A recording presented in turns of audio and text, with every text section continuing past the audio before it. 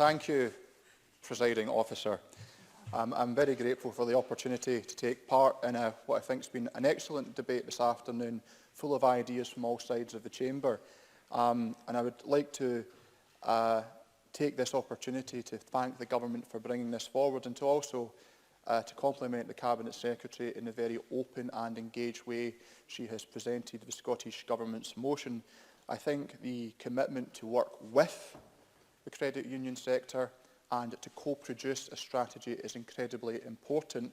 I'm very honoured to have two outstanding credit unions in my constituency of Renfrewshire South. Johnston Credit Union, which this year is celebrating its 40th anniversary, founded in 1979. I believe it may have been one of the last credit unions to be established before the Credit Union Act of that year. And it now has over 5,000 members on a Renfrewshire-wide common bond, so not serving just Johnston, but the whole of the Renfrewshire community. And this is an award-winning credit union, a recipient of the Scottish Enterprise Millennium Award for Community Development, and also a recipient of the Queen's Award for Voluntary Service in 2004. I also want to pay tribute to those at Pioneer Mutual Credit Union in Barrhead. This was established in 1993 and formerly known as East Renfrewshire Credit Union.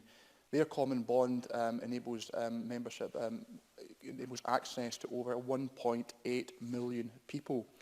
And I also want to commend the Pioneer Mutual on being a signatory to the Women in Finance Charter, which pledges to retain 50% of women in senior management positions within the financial sector.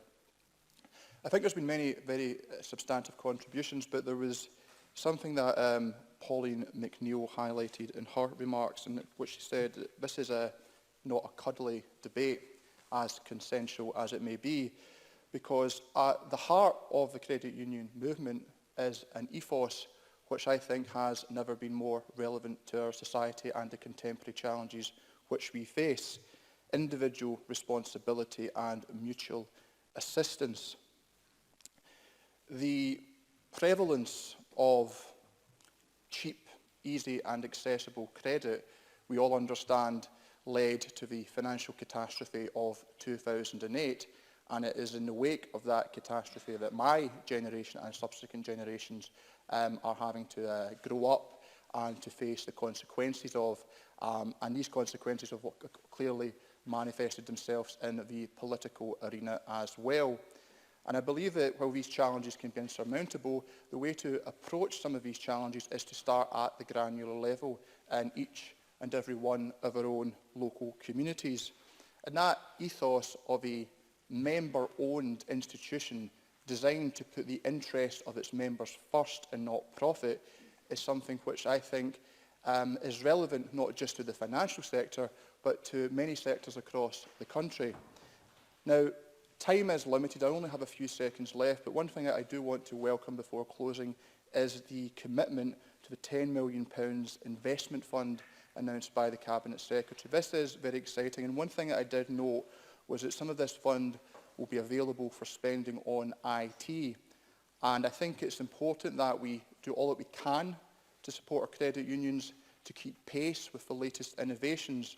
To give just one example, where I would be curious to see what potential there was, there is now a growing use of rounding up apps on mobile telephones as a means of saving. I would be curious if this was something that could be applied to the credit union movement to enable people to save more efficiently and with greater ease.